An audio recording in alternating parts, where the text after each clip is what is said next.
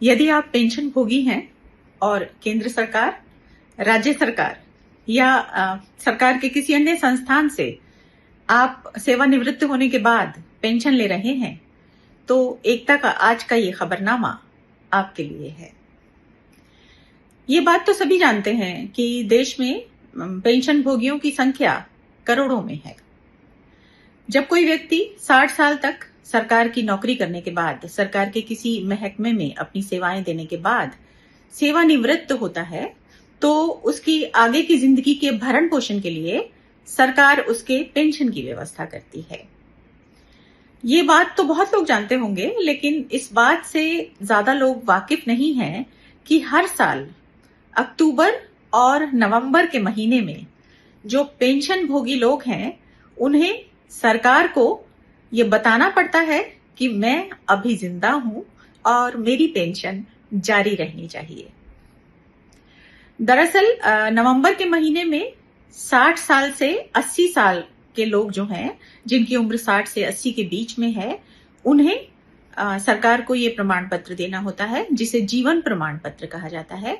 इसके लिए उन्हें अब तो खैर डिजिटल व्यवस्था है, लेकिन पहले उन्हें खुद उस बैंक या डाकघर या जहां से भी उन्हें पेंशन मिलती है, वहां जाकर ये फॉर्म भरना होता था और बैंक के अधिकारी को ये बताना होता था, मतलब बैंक अधिकारी उनसे मिलकर ये अंदाजा लगाता था कि उनकी पेंशन जारी रहनी चाहिए।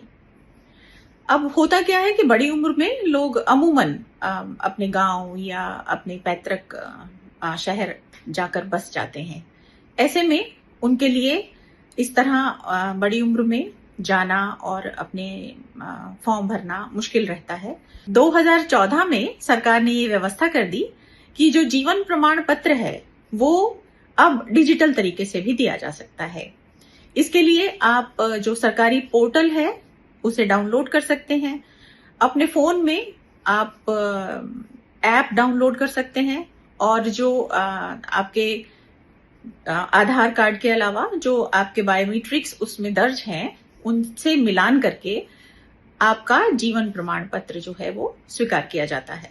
अब जो कुछ बैंक हैं वो डोर स्टेप सुविधा भी देते हैं। उसमें बैंक का कोई कर्मचारी आपके घर आकर वो प्रमाण पत्र आपसे ले जाता है। तो 60 साल से 80 साल के उम्र के लोगों के लिए अभी नवंबर का महीना आने वाला है और आपको इस महीने में अपना जीवन प्रमाण पत्र भरना होता है। लेकिन जो लोग 80 साल से ज्यादा के हैं, उनके लिए अब अक्टूबर के महीने में ज्यादा समय नहीं है। उन्हें अक्टूबर के महीने में ये काम करना है और अपना जीवन प्रमाण पत्र जो है वो सरकार को देना है। अलग अलग महीनों में जीवन प्रमाण पत्र देने की व्यवस्था इसलिए की गई थी क्योंकि नवंबर के महीने में चूंकि 60 से 80 साल के उम्र के लोग जो हैं वो जीवन प्रमाण पत्र देते हैं और इनकी संख्या ज्यादा होती है और बैंक और पोस्ट ऑफिस में भीड़ हो जाती थी और 80 साल से ज्यादा उम्र के जो लोग हैं उनके लिए असुविधा होती थी। इसलिए ये व्यवस्था की गई कि अक्टूबर के महीने में 80 साल से ज्यादा उम्र के लोग अपना जीवन प्रमाण पत्र देंगे और जो 60 से 80 साल की उम्र के लोग हैं वो नवंबर के महीने में अपना जीवन प्रमाण पत्र देंगे। हालांकि अब तो डिजिटल व्यवस्था होने से बहुत से लोग इसका फायदा उठा रहे हैं। 2014 में जहां डिजिटल प्रमाण पत्र भरने वालों की संख्या जो है वो 1 लाख के आसपास थी, वो 2024 आते आते तकरीबन 1.25 करोड़ हो चुकी है। तो इसका सीधा मतलब है कि लोग अब डिजिटल तरीके से अपना जीवन प्रमाण पत्र भर रहे हैं।